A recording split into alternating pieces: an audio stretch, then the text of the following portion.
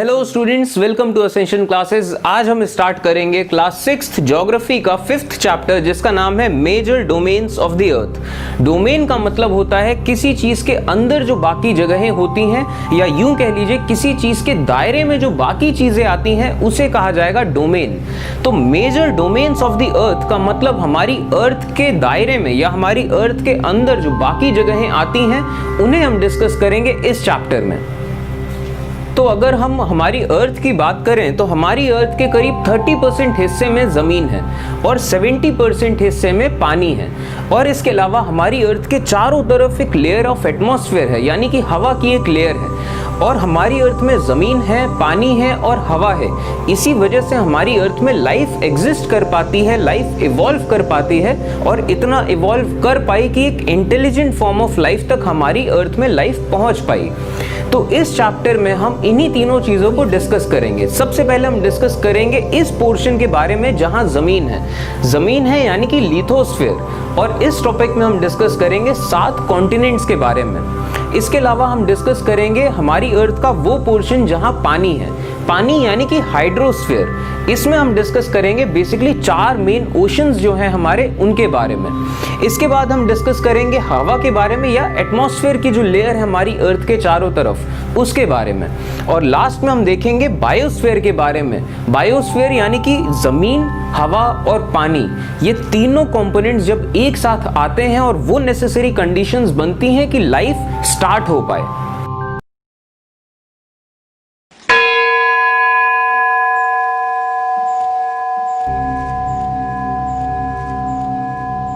तो चलिए शुरू करते हैं ये chapter, major domains of the earth. Earth is the only planet which has life. हमारी अर्थ इकलौता ऐसा प्लैनेट है जिसमें लाइफ है। ये बात जो कही गई है, ये बात कही गई है हमारे सोलर सिस्टम के रेफरेंस में। अब इसका क्या मतलब है? इसका ये मतलब है कि हमारे सोलर सिस्टम में जितने भी प्लैनेट्स हैं उनमें अर्थ इकलौता ऐसा प्लैनेट है जिसमें लाइफ है। हमारे सोलर सिस्टम के बाकी जितने प्लैनेट्स हैं, भले ही चाहे वो मर्क्यूरी हो, मार्स हो, जुपिटर हो, सैटर्न हो, ऐसे जितने भी प्लैनेट्स हैं उनमें लाइफ नहीं है, जहां तक अभी तक हमें मालूम चला है। पूरे सोलर सिस्टम में अर्थ इकलौता प्लैनेट है जिसमें लाइफ है। Plants, animals and human beings can live here because the life-sustaining elements of land, water and air are present on the earth.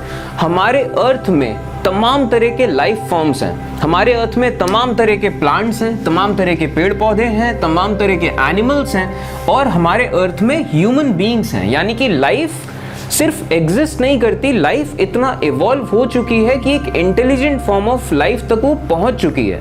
और ऐसा हो क्यों पाया है? क्योंकि हमारे अर्थ में वो सारे तमाम चीज़ें मौजूद हैं जो लाइफ को एग्जिस्ट करने के लिए चाहिए।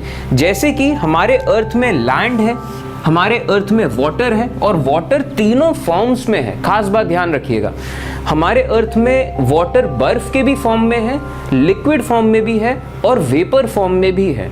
और इसके अलावा हमारी अर्थ में एयर है और एयर में भी तमाम तरह की गैसेस हैं जो लाइफ के लिए चाहिए। तो इन सब तमाम चीज़ों की वजह से हमारी अर्थ में लाइफ पॉसिबल हो पाती है। हाँ, लेकिन एक बहुत खास चीज़ है, आप ये मत समझिएगा कि हमारी अर्थ पूरे यूनिवर्स में इकलौता प्लैनेट है जिसमें लाइफ है। ये कहना गलत होगा, क्योंकि अब अगर हम यूनिवर्स के लेवल पे बात करें तो हमारे यूनिवर्स में करोड़ों अरबों गैलेक्सीज हैं और इन करोड़ों अरबों गैलेक्सीज में करोड़ों अरबों ऐसे प्लैनेट्स होंगे जहां पे लाइफ होगी और लाइफ के अलग अलग फॉर्म्स होंगे। और इन करोड़ों अरबों प्लैनेट्स में से बहुत सारे लाखों करोड़ों प्लैनेट्स ऐसे होंगे जहां पे लाइफ इवॉल्व करी और एक इंटेलिजेंट फॉर्म ऑफ लाइफ तक पहुंच चुकी होगी।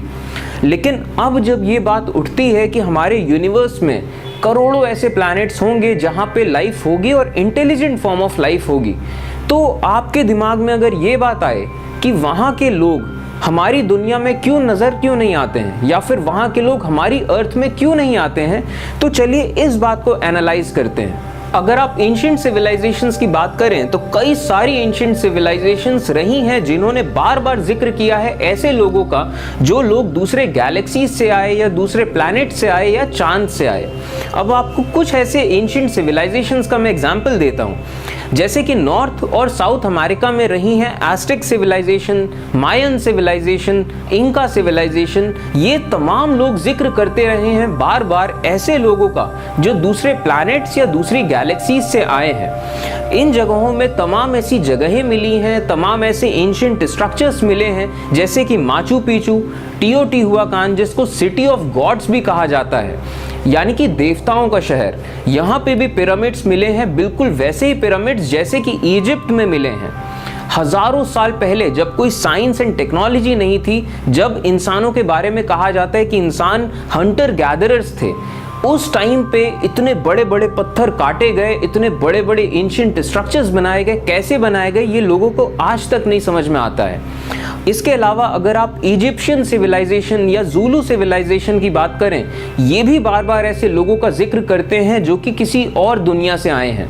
अगर इजिप्शियन फारोस की आप बात करें तो ये लोग खुद को मार्स का बताया करते थे। और एशिया का जो मिडिल ईस्ट पोर्शन है, यानी कि जहाँ पे आज के टाइम में इराक है, ईरान है, सऊदी अरेबिया है, ये सब तमाम देश हैं।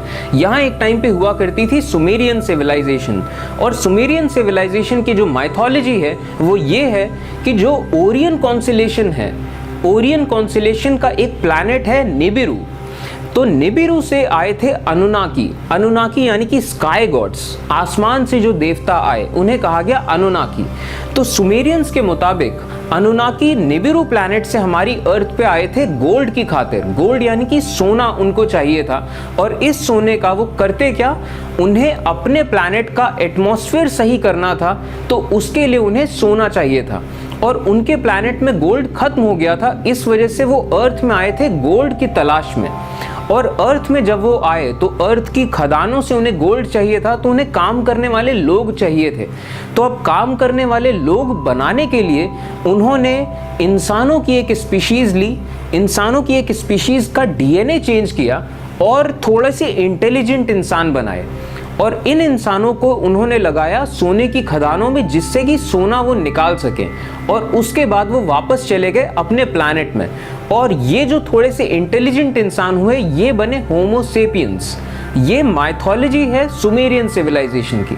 और अगर बात करी जाए इंडियन सिविलाइजेशन और चाइनीज सिविलाइजेशन की, तो यहाँ पे भी ऐसे लोगों का बार बार जिक्र हुआ है जो शायद किसी और दुनिया के थे। तो ये तो थोड़े बहुत एग्जाम्पल्स थे एंशिएंट सिविलाइजेशंस के।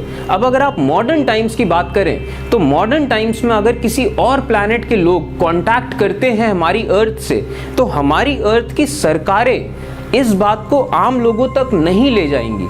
तो अगर ऐसा हुआ भी तो भी आम लोगों को नहीं पता चलेगा। और अगर आप ये बात पूछें कि ऐसा क्यों, सरकारें आम लोगों को ये बात क्यों नहीं बताएंगी, ऐसा इसलिए क्योंकि अगर दुनिया भर की सरकारें अगर ऐसा हुआ तो दुनिया भर की सरकारें अगर आम लोगों को बताने लगी कि हाँ दूसरे प्लैनेट से लोग आए हैं, तो आम लोग सवाल उठाने लगेंगे कि अच्छा उस प्लैनेट में क्या धर्म है, उस प्लैनेट के लोग भगवान के बारे में क्या सोचते हैं, उस प्लैनेट की पॉलिटिक्स कैसी है, उस प्लैनेट का फाइनेंशियल सिस्टम कैसा है। और ये सब जो तमाम सवाल हैं वो हमारी दुनिया के सिस्टम्स को हिला देंगे। और जो दुनिया भर की सरकारें हैं वो कभी नहीं चाहेंगी कि उनके सिस्टम्स हिलें, तो इस वजह से वो ये बातें कभी आम लोगों तक नहीं बताएंगी। वैसे एक जाते जाते एक सोचने वाली बात आपको बता के जाता हूँ कि लास्ट ईयर अमेरिकन प्रेसिडेंट ने स्पेस फोर्स बनाई है। स्पेस फोर्स यानी कि अंतरिक्ष में जो फोर्स काम करेगी, और अंतरिक्ष में स्पेस में वेपन्स लगाए गए हैं। सोचने वाली बात यह है कि स्पेस में किसके लिए वेपन्स लगाए गए हैं, वहां स्पेस से कौन आ रहा है जिसके लिए वेपन्स चाहिए। खैर फिलहाल तो हम लौटते हैं वापस से अपने चैप्टर की तरफ। The surface of the earth is a complex zone in which three main components of the environment meet, overlap and interact। हमारी अर्थ का जो सरफेस है ये एक बहुत कॉम्प्लेक्स जोन है जिसमें तीन मेजर कंपोनेंट्स, लैंड, वाटर और एयर, ये तीनों के तीनों मेजर कंपोनेंट्स मिलते हैं, एक दूसरे से ओवरलैप करते हैं और इंटरैक्ट करते हैं। The solid portion of the earth on which we live is called the lithosphere. Lithos means stone. हमारी अर्थ का जो सॉलिड पोर्शन है जिसमें हम लोग जीते हैं, हम लोग चलते हैं, वो सॉलिड पोर्शन, उसे कहा जाता है लिथोस्फीयर। लिथोस्फीयर, ये जो वर्ड बना है ये बना है लिथोस से। लिथोस का मतलब होता है पत्थर। तो लिथोस्फीयर यानी कि जहां पत्थर मिलते हैं, और पत्थर कहाँ मिलते हैं? जमीन में, जहां हम चलते हैं। तो इस तरीके से आप याद रखिएगा, लिथोस्फीयर यानी कि जमीन को कहा जाएगा lithosphere. The gaseous layer that surrounds the earth is the atmosphere, where oxygen, nitrogen, carbon dioxide and other gases are found. हमारी अर्थ के चारों तरफ जो गैशियस लेयर है इसे कहा जाता है एटमॉस्फेयर, और इस एटमॉस्फेयर में तमाम तरह की गैसेस मिलती हैं, जैसे कि ऑक्सीजन, नाइट्रोजन, कार्बन डाइऑक्साइड, और इसके अलावा और भी तमाम तरह की गैसेस मिलती हैं एटमॉस्फेयर में। Atmosphere means vapour. एटमॉस्फेयर, ये जो वर्ड बना है ये बना है एटमॉस से, और एटमॉस का मतलब होता है वेपर। वेपर यानी कि भाप, जो चीज गैशियस फॉर्म में हो। Water covers a very big portion in the earth in the form of ice, water and water vapors. हमारी अर्थ में वाटर एक बहुत बड़ा पोर्शन ऑक्यूपाई करता है, और ये तीनों फॉर्म्स में पाया जाता है। सबसे पहले बर्फ के फॉर्म में, इसके अलावा लिक्विड वाटर के फॉर्म में, और वाटर वेपर्स के फॉर्म में यानी कि भाप के फॉर्म में। इन तीनों फॉर्म्स में वाटर पाया जाता है हमारी अर्थ में, और दिस इज कॉल्ड हाइड्रोस्फीयर। और जहाँ जहाँ भी पानी के फॉर्म्स पाए जाते हैं, इन तमाम चीज़ों को मिला के कहा जाता है हाइड्रोस्फीयर। और हाइड्रोस्फीयर, ये जो वर्ड आया है हाइड्रो से आया है, ह्यूडोर मीन्स वाटर। तो थैंक यू।